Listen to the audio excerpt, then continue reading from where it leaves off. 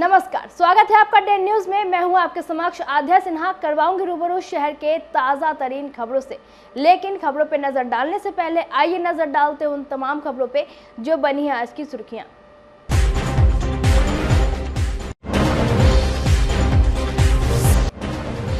Cyber ठगों ने एक नेताजी को ही लगा दिया चूना। आईपीएस अधिकारी बन ऐठ लिए कैश।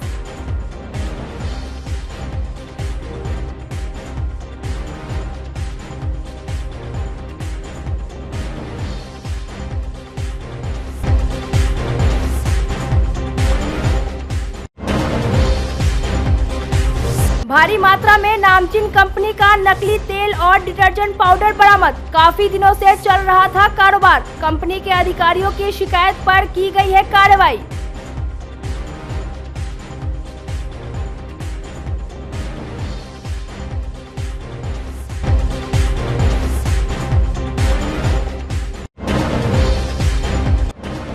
और शराबबंदी के बाद से तरह तरह के नशीले पदार्थों का हो रहा है इस्तेमाल।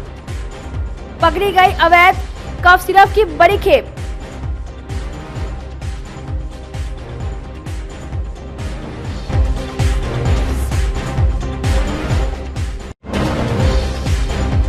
तो ये थी आज की सुर्खियां। अब खबरें विस्तार से। देश भर में साइबर क्राइम बढ़ता जा रहा है। ज्यादातर फेसबुक आईडी को हैक कर शातिर आम लोगों को शिकार बना लेते हैं। मुजफ्फरपुर से हैरान कर देने वाला एक मामला आया है। मुख्यमंत्री का अधिकारी बनकर ठगों ने इस बार एक जदयू नेता को ही चूना लगा दिया। मामला औराई थाना क्षेत्र के राजखंड का है। मामले को लेकर औराई थाने में प्राथमिकी दर्ज कराई गई है।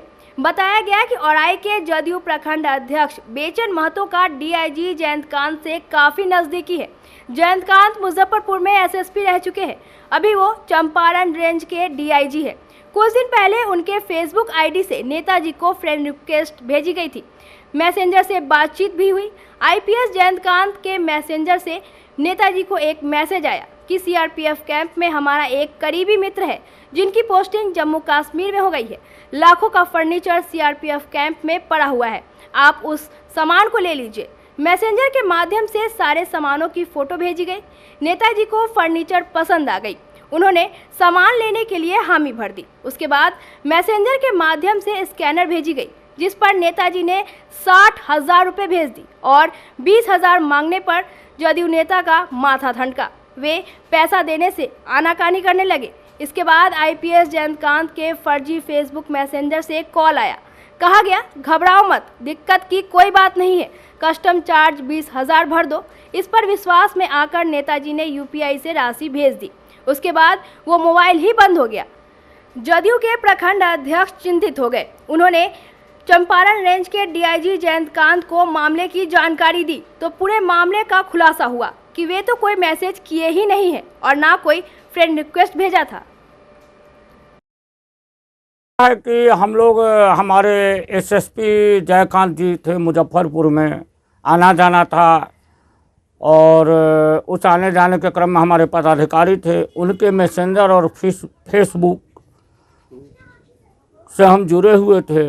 इधर उनके नाम पर फर्जी मैसेंजर आईडी बना करके हम लोगों का हालचाल लिया गया और उन्हीं के मैसेंजर के द्वारा मुझे ठगी किया गया, नंबर लिया गया और कहा गया कि मेरे मित्र एक सीआरपीएफ ऑफिसर है मुजफ्फरपुर झपा में, जिनका स्थानांतरण जम्मू कश्मीर हो गया है, देन एंड देयर उन्हें जाना है, इसलिए सेकेंड हैंड फर्नीचर आइटम है, तुम ले लो। हमने समझा कि हमारे एसपी रह चुके हैं, उनके मैसेंजर से जुड़े हुए हैं, जिसके कारण हम पैसा दे दिया। जब पैसा दे दिए उसके बाद मोबाइल स्विच ऑफ कर लिया गया, कहीं कोई अता पता नहीं।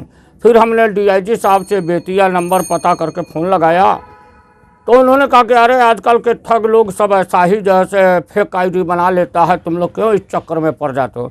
फिर हमने उसी समय आरबीआई को फ़ोन के द्वारा स्टेट बैंक के मुंबई के पदाधिकारियों को फ़ोन के द्वारा कंप्लेन किया। फिर हमने साइबर थाना में गया, साइबर थाना मुजफ्फरपुर में कंप्लेन किया। उसके बाद हुआ कि औराई थाना में आवेदन दीजिए, तो हमने औराई थाना में जाकर के आवेदन दिया और वहाँ प्राथमिकी दर्ज हुई। कितना का फर्जी भरा? 80,000 रुपया ठगी हुआ। क्या चीज़ बोल कर लिया? फर्नीचर आइटम बोला गया कि सेकेंड हैंड फर्नीचर आइटम है, तुम मेरे जान पहचान के हो, मेरे मित्र का सामान है, ले लो, चिप्स रेट में तुम्हें मिल जाएगा। हम समझे कि हमारे जयकांत जी एसएसपी मुजफ्फरपुर रह चुके हैं, हम लोग ठगी के शिकार नहीं होंगे। लेकिन पहले उनके मैसेंजर आईडी के हम लोग पता नहीं किए, जिसके कारण हम ठगी के शिकार हो गए। मुजफ्फरपुर पुलिस ने भारी मात्रा में ब्रांडेड कंपनी का नकली तेल और डिटर्जेंट पाउडर बरामद किया है। हालांकि छापेमारी की भनक लगते ही कारोबारी फरार हो गए। मामला सकरा थाना क्षेत्र के सरमस्तपुर चौक स्थित एक मार्केट की है, जहां जैस्मिन तेल और टाइड डिटर्जेंट कंपनी के अधिकारियों की लिखित शिकायत पर सकरा थाना की पुलिस ने कार्रवाई करते हुए सरमस्तपुर के एक मार्केट से भारी मात्रा में जैस्मिन तेल कंपनी का रैपर लगी खाली और पैक बोतल के साथ टाइड कंपनी का रैपर और पैक किया हुआ डिटर्जेंट बरामद किया है। कार्रवाई की भनक लगते ही कारोबारी भागने में सफल हो गए। थाना अध्यक्ष राजू कुमार पाल ने बताया कि कंपनी के अधिकारियों ने प्राथमिकी दर्ज कराई, उसके बाद कार्रवाई की गई है। कारोबारियों को जल्द ही हिरासत में ले लिया जाएगा। आज सूचना मिली कि सकरा थाना क्षेत्र के सरमस्तपुर चौक पे एक दुकान में नकली तेल का उत्पादन किया जा रहा है, साथ ही नकली टाइड कंपनी का सरफ का उत्पादन किया जा रहा है, जिसके पश्चात पुलिस टीम के द्वारा छापेमारी भी की गई। छापेमारी के क्रम में वहां से 90 ml के 1900 पीस जैस्मिन तेल और फिर खाली बोतल 2500 पीस, 190 ml का 90 पीस जैस्मिन तेल और बहुत सारे रैपर्स टाइड कंपनी की बरामदगी हुई, जिसका बाज़ार मूल्य लाखों में आंका जा रहा है। और साथ ही वहाँ पर सील मशीन भी पुलिस के द्वारा जब्त किया गया। नामजद कितने आदमी को दिया गया?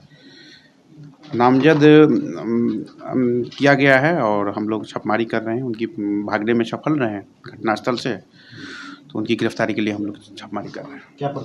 बिहार में शराबबंदी के बाद तो नशे के तरह तरह का कारोबार फलने फूलने लगा है। आए दिन किसी न किसी जगह से प्रतिबंधित नशीली पदार्थ या अवैध शराब की खेप पकड़ी जा रही है। बुधवार को पुलिस ने गायघाट थाना क्षेत्र से वाहन जांच के दौरान सैकड़ों लीटर प्रतिबंधित कप सिरप बरामद किया है। हालांकि तस्कर पुलिस को देखकर मौके से भाग निकले। बताया गया कि थाना क्षेत्र के मेरुआ के पास पुलिस वाहन जांच कर रही थी। इसी बीच तस्कर स्कॉर्पियो छोड़कर मौके से फरार हो गया। पुलिस ने जब गाड़ी की तलाशी ली तो उसमें करीब 300 लीटर प्रतिबंधित कप सिरप बरामद किया गया। गायघाट थाना अध्यक्ष पुरुषोत्तम यादव ने बताया कि तस्कर की पहचान के लिए पुलिस आगे की कार्रवाई में जुट गई है।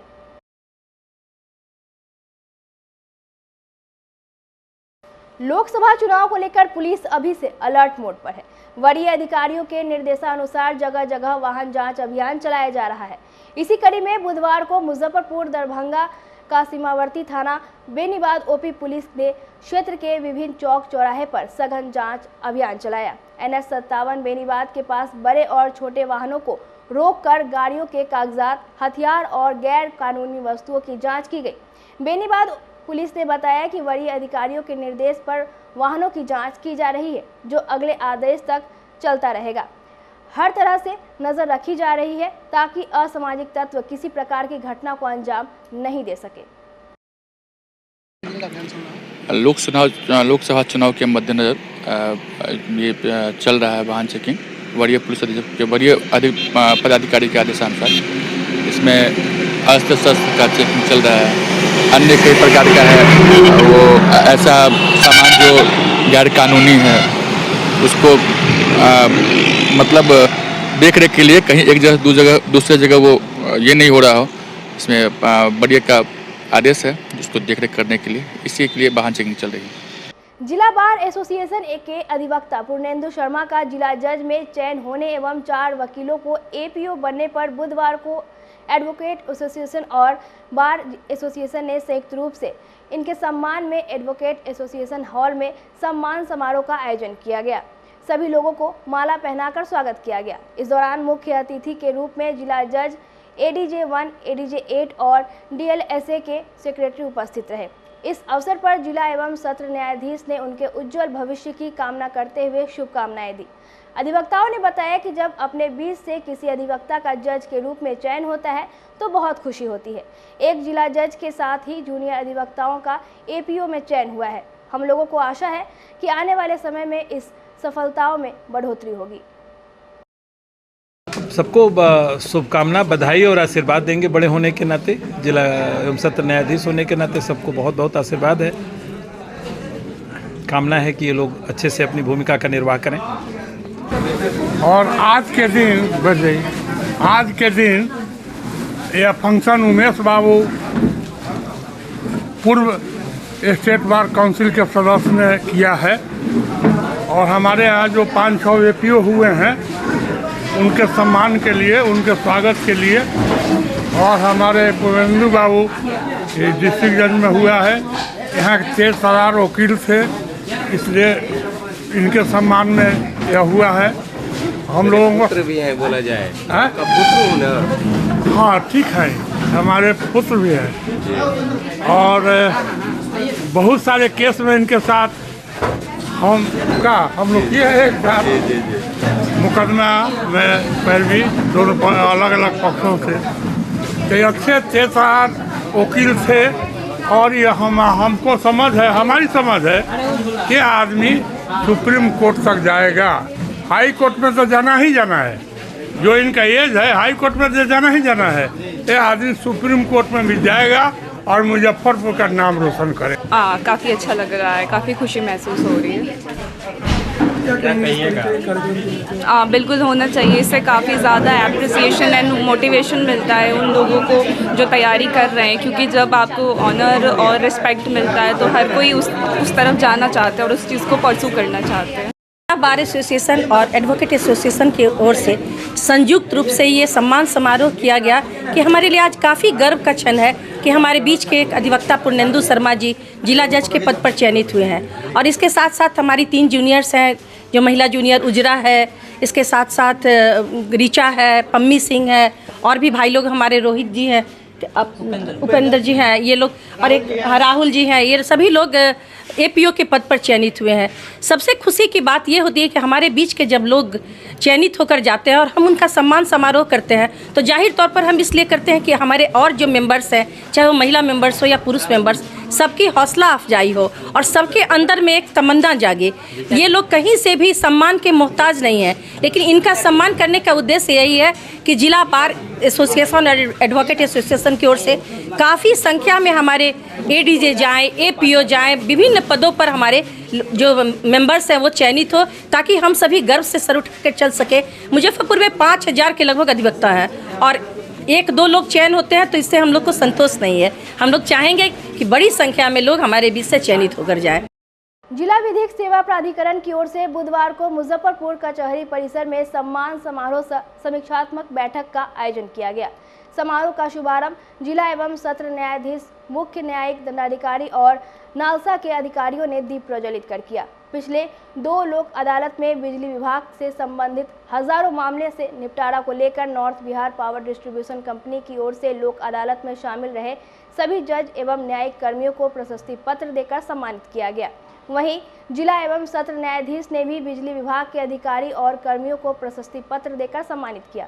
इस दौरान अधिवक्ताओं के शहर के कई गणमान्य लोग मौजूद रहे। आज के कार्यक्रम में आप उपस्थित थे तो आपने जाना ही होगा कि हम लोगों ने 2 तरह के इसमें संवाद किए। पहला तो ये, जिन लोगों ने अच्छा किया उनको और अच्छा करने की प्रेरणा देने के लिए प्रोत्साहन, और दूसरा ये कि हम समीक्षा कर पाए कि हमसे जिन क्षेत्रों में कुछ कमी हुई होगी, जिसका निस्तारण जिन वादों का कम था उनमें ज़्यादा वादों का निस्तारण करें, ताकि मुजफ्फरपुर न्याय मंडल की जनता को अधिकाधिक न्याय मिल सके लोक अदालत के माध्यम से। आगामी सर 9 मार्च को भी लोक अदालत है, तो उसको लेकर क्या निर्देश है? इस साल की ये पहली नेशनल लोक अदालत होगी और निर्देश क्या, सारे मुजफ्फरपुर वासियों से आग्रह है, अपील है कि लोग ज़्यादा से ज़्यादा इसमें शामिल हों और अपने छोटे छोटे वादों को निष्पादित करा करके आपसी प्रेम सौहार्द को कायम करें। सम्मान कार्यक्रम करने से ऊर्जा दोगुनी हो जाती है सर। तो इस तरह के कार्यक्रम लगातार आयोजन होते रहने चाहिए क्या? निश्चय ही आपका सुझाव बड़ा ही सार्थक है और इसका प्रयास होता रहेगा। धन्यवाद। अमृत भारत स्टेशन योजना के तहत मुजफ्फरपुर जंक्शन के दक्षिणी हिस्से में तैयार वीडियो इंफॉर्मेशन सेंटर को रेल भूमि विकास प्राधिकरण ने रेलवे को सौंप दिया है। इसका बुधवार को सांसद अजय निषाद ने फीता काटकर उद्घाटन किया। वीडियो इंफॉर्मेशन सेंटर में 2 अनारक्षित श्रेणी का टिकट काउंटर संचालित होगा। इसके बनने से पहले जंक्शन के दक्षिणी हिस्से में सिर्फ 1 अनारक्षित काउंटर का टिकट मिलता था। सांसद अजय निषाद ने ऑनलाइन टिकट लेकर इसकी शुरुआत की। उन्होंने बताया कि जल्द ही इस भवन में एक वीडियो कॉन्फ्रेंसिंग सिस्टम भी इंस्टॉल होगा जो सीधे जंक्शन के सहयोग काउंटर से जुड़ेगा। यात्री वीडियो कॉन्फ्रेंसिंग के माध्यम से ट्रेनों की जानकारी ले सकते हैं। आपको बता दें कि जंक्शन के उत्तरी हिस्से में भी यूटीएस काउंटर है जहां 7 खिड़की 24 घंटे खुली रहती है। जंक्शन के पंपू पोखर स्थित कंबाइंड बिल्डिंग टर्मिनल का निर्माण पूरा हो जाएगा। यहां से सीतामढ़ी और बापूधाम मोतिहारी के लिए डेडिकेटेड परिचालन होगा। के तहत में आप जैसा जानते हैं मुजफ्फरपुर को 442 करोड़ रुपया मिला है। इसके साथ साथ राम दयालु नगर को भी रेलवे स्टेशन को मिला है। उसी के कड़ी में आज मेरे द्वारा आज इसका उद्घाटन किया गया है। ये काम जो है यहाँ स्टेशन का फेज बाई फेज होगा। तो इधर के यात्री जो भी बटलर साइड से आते थे उनको टिकट खरीदने में और प्लस बहुत सारी परेशानियाँ होती थी। तो ये आप देख रहे हैं कि जाने का भी रास्ता को सुगम बनाया गया है। आराम से आदमी चल के भी जा सकते हैं। टिकट का इधर ही व्यवस्था कर दिया गया है कि टिकट लेने के लिए उस पार नहीं जाना पड़े। इसके साथ साथ डिलक्स शौचालय का भी निर्माण कराया गया है। मतलब आधुनिक टेक्नोलॉजी का ये कि बिना मैन पावर के पूछताछ काउंटर बनाया गया है, जिससे आप किसी ट्रेन के बारे में जानकारी लेना चाहिएगा तो TVS के अंदर ऑटोमेटिक आ जाएगा, आदमी वहाँ नहीं रहेगा। और क्या क्या यहाँ पे फैसिलिटीज दी गई? टिकट का व्यवस्था किया गया है। यहाँ पर आप मासिक सीजन का पास भी बनवा सकते हैं। दिव्यांग के लिए टिकट के लिए अलग व्यवस्था किया गया है। भीड़ भाड़ के कारण जो है यहाँ पर 4 टिकट काउंटर लगाए गए हैं कि अगर भीड़ भी बढ़ता है, जैसे कभी कभी सीजनल जो होता है मुजफ्फरपुर में, जैसे सोनपुर मेला आ गया है, चाहे यहाँ पर बोलबम का जो बाबा गरीबनाथ की नगरी में लोग आते हैं तो उस समय बहुत ज़्यादा भीड़ हो जाता है, बहुत ज़्यादा क्राउड हो जाता है। तो रेलवे ने 50 साल आगे सोच के यहाँ पर स्टेशन का निर्माण कराने जा रही है, जिससे आने वाला 50 साल में किसी भी रेल यात्री को कोई दिक्कत परेशानी नहीं होगा। भविष्य में जब आप उस साइड में ये काम जब पूर्ण कंप्लीट होगा 2025 तक में, तो ट्रेन से बाहर जो उतरेंगे, जो उतरने वाले पैसेंजर हैं उनको अलग रास्ता निकलेगा और जो ट्रेन से चढ़ के जाने वाले यात्री हैं उनके लिए अलग से रास्ता रहेगा। तो भीड़ भाड़ ज़्यादा नहीं रहे। जो आजकल देखते हैं कि कभी कभी समाचार पत्र में आता है कि ट्रेन में लोग जो है दब गए या अधिक भीड़ भाड़ के कारण लोग यात्री एक्सीडेंट भी कर जाते हैं। तो परिवार में जाने के साथ बहुत परेशानी हो जाती है, बहुत धक्का मुक्की भी होता है। तो तमाम ये सब जो है दिक्कतें को दूर करने के लिए स्टेशन का निर्माण करा गया।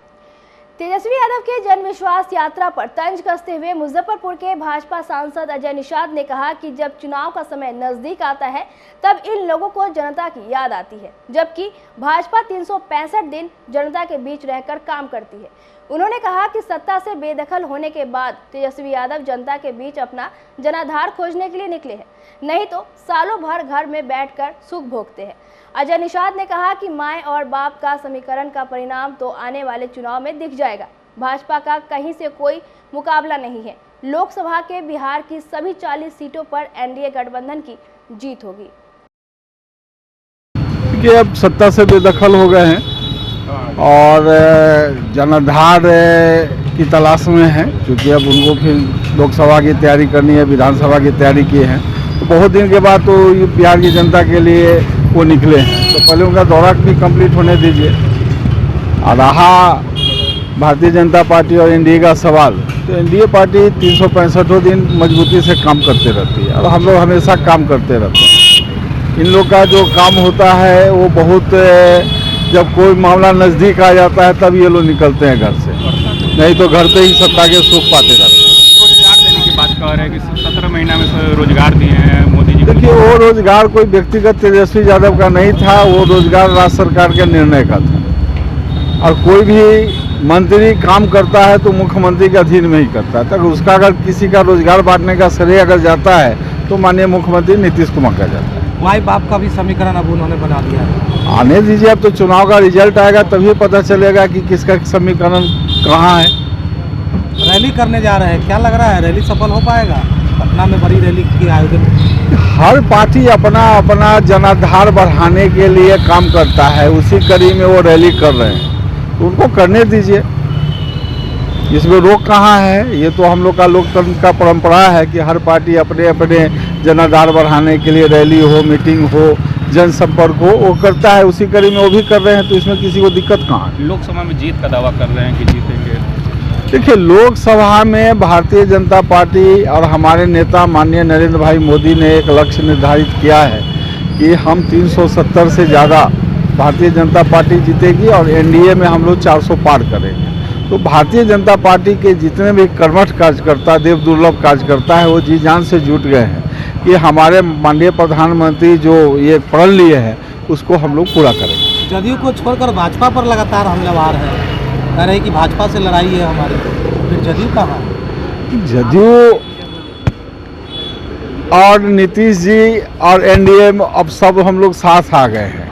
अब तेजस्वी जी क्या कर रहे हैं, क्या सोच रहे हैं, सबसे पहले तो उनको अपना जनाधार कैसे बढ़े उस पर मेहनत करना चाहिए। मंगलवार को सुप्रीम कोर्ट ने एक ऐतिहासिक फैसला सुनाते हुए चंडीगढ़ मेयर चुनाव में विजेता घोषित भाजपा प्रत्याशी मनोज सोनकर का निर्वाचन रद्द कर आम आदमी पार्टी और कांग्रेस के संयुक्त प्रत्याशी कुलदीप कुमार को विजेता घोषित कर दिया।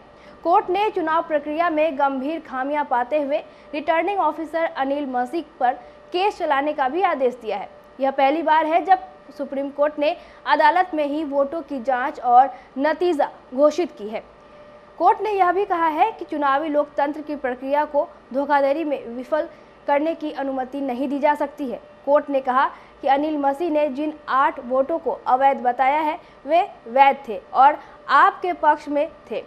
कोर्ट ने उन वोटों को वैध मानकर गणना की और कुलदीप कुमार को विजेता घोषित कर दिया। फैसला आने के बाद आम आदमी पार्टी के नेताओं में खुशी की लहर है। पार्टी के नेताओं ने कहा कि यह लोकतंत्र की जीत है। न्यायपालिका ने हस्तक्षेप कर लोकतंत्र को बचाने का कार्य किया है। सुप्रीम कोर्ट के फैसला आने के बाद मुजफ्फरपुर के भी आप नेताओं में खुशी मनाई।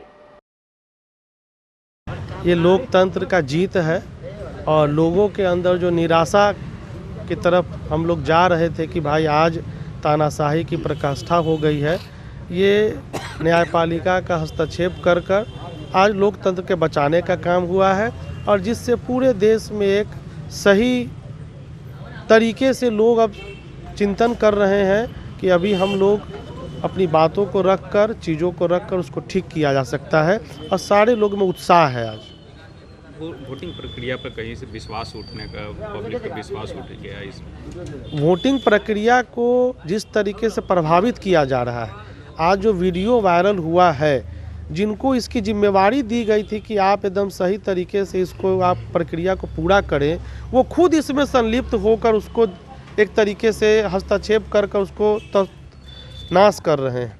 वो आ गया है वीडियो सामने, इसलिए सब लोगों में विश्वास कमते जा रहा है चुनाव के प्रति, जो लोकतंत्र के लिए खतरा है। और आज लोग इस बात को महसूस कर रहे हैं कि हम लोगों को जो प्रक्रिया अभी चल रहा है वोटिंग का, उसमें तब्दीली हुआ है और नया प्रक्रिया के तहत वोटिंग हो, तभी जाके लोकतंत्र बच पाएगा। देख रहे हैं इस ऐतिहासिक फैसला को हम लोग काफ़ी सकारात्मक रूप से देख रहे हैं। भाजपा वाले ने लोकतंत्र का जो चीरहरण किया था, ये चीज़ें बिल्कुल अब स्पष्ट हो गई है और ये दुखद भी है कि इस छोटी छोटी चुनाव और घटना में सुप्रीम कोर्ट को हस्तक्षेप करना पड़ रहा है और उसको सामने आना पड़ रहा है। ये कहीं ना कहीं उन लोगों के लिए डूब मरने की बात है। इससे ज़्यादा शर्मनाक बात तो और कुछ हो ही नहीं सकता है। लोगों में जो इनके प्रति अविश्वास की भावना थी, ईवीएम के प्रति या बैलेट पेपर के प्रति जो अविश्वास की भावना थी, वह यह घटना और भी जो है मजबूती प्रदान करता है। क्या आगे क्या मांग रहेगा आप लोगों का? नहीं, हम लोगों का आगे सिंपल मांग ये रहेगा कि जो भी चुनाव हो बिल्कुल पारदर्शी तरीके से कराया जाए, जिससे किसी भी पक्ष या विपक्ष को शंका की कोई गुंजाइश नहीं हो। सुप्रीम कोर्ट इस फैसले को जब सुप्रीम कोर्ट में आए तो सुप्रीम कोर्ट इस फैसले को देखकर देखा सीसीटीवी को सारा साक्ष्य देखने के बाद जो फैसला दिया, फैसला हमको माना गया। इसके पीछे क्या मंशा लग रहा था कि इस तरह किया गया? ये तो शुरू से होते आया है, जीता हुआ कैंडिडेट हारता है, हारता हुआ कैंडिडेट को जिताया जाता है। आप यहीं देख लीजिए, मुजफ्फरपुर में ही देख लीजिए, जब तक ईवीएम मशीन को सही तरीके से नहीं रखा जाएगा तब तक ये सब होते रहेगा। भाई आज नो सीसीटीवी कैमरा वहाँ लगा हुआ था, अगर जहाँ होती है वोटिंग वहाँ तो सीसीटीवी कैमरा रहता नहीं है। Institute of cost and workers accountant of India ने CMA cost and management accountant 2024 का रिजल्ट जारी कर दिया है, जिसमें मुजफ्फरपुर की स्वाति ने सेल्फ स्टडी कर क्वालिफाई किया है। स्वाति की शुरुआती पढ़ाई अपने दादी के साथ रहकर गांव के सरकारी स्कूल में हुई और रिटायरमेंट के बाद भी दादी निर्मला देवी ने स्वाति को अपने साथ रखा। एक ही कमरे में दादी पोती रहती। स्वाति के माता पिता मैट्रिक और इंटर पास है, लेकिन बेटी को उच्च शिक्षा दिलाने का शुरू से सपना रहा। पिता शशि भूषण शर्मा ने बताया कि दूसरे लोग जब भी फ़ोन करते थे तो बेटी की शादी का ही सवाल रहता था, लेकिन हमारा सपना है कि बेटी अपने पैरों पर खड़ी हो जाए। कई लोगों तो कहते थे कि पैसा नहीं है इसलिए घर से तैयारी करती है, पैसा रहता तो बाहर नहीं जाती। आज बेटी की सफलता ने उन लोगों को जवाब दे दिया है।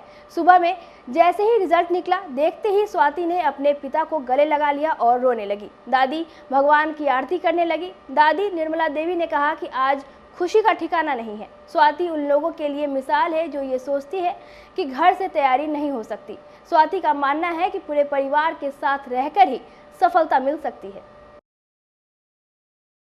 जी, पूरा पढ़ाई तो मैंने यहीं से किया था, मुजफ्फरपुर में ही रह के मेरी बेसिक एजुकेशन सब यहीं से हुई। फाउंडेशन से लेके फाइनल तक की सारी पढ़ाई मैंने यहीं से की है, मुजफ्फरपुर से रह के ही की थी। कुछ सब कोई बोलते थे, रिश्तेदार भी बहुत बोलते थे कि यहीं पे रह के, मतलब लोगों का ये मिथ रहता था कि ये सब पढ़ाई के लिए आपको मेट्रो सिटी जाना ही पड़ेगा, माइग्रेट होना पड़ेगा, बट ऐसा नहीं है। मैंने अपनी सारी पढ़ाई यहीं से की है, मुजफ्फरपुर सिटी से ही मैंने अपनी पूरी पढ़ाई की। कहाँ शुरुआती पढ़ाई हुई है? शुरुआती पढ़ाई तो मेरी गांव में हुई है, फिर उसके बाद मैंने नवोदय विद्यालय से अपनी 12th किया एंड देन उसके बाद फिर मैं मुजफ्फरपुर से ही MDDM कॉलेज से ग्रेजुएशन और साथ ही साथ ये CMA कोर्स मैंने किया। और फिर आगे क्या करना है? आगे अभी तो कैंपस प्लेसमेंट में जाने की सोच रही हूँ, बट उसके बाद फिर अपना ऑफिस और प्रैक्टिस। बहुत खुशी हो रही है। मेरे साथ गांव में रहती थी घर पर, और सरकारी स्कूल में पढ़ती थी। अब मेरे ही स्कूल से वो पढ़ी और यहाँ अपना आके कामयाबी दिखाई। 7 से 8 घंटा पढ़ती थी। पूरा खुश हैं आप? हाँ, बहुत खुश है। आज के लिए बस इतना ही। कल फिर मिलेंगे कुछ नई खबरों के साथ। तब तक मुझे और मेरे पूरे न्यूज़ टीम को दीजिए इजाज़त। नमस्कार।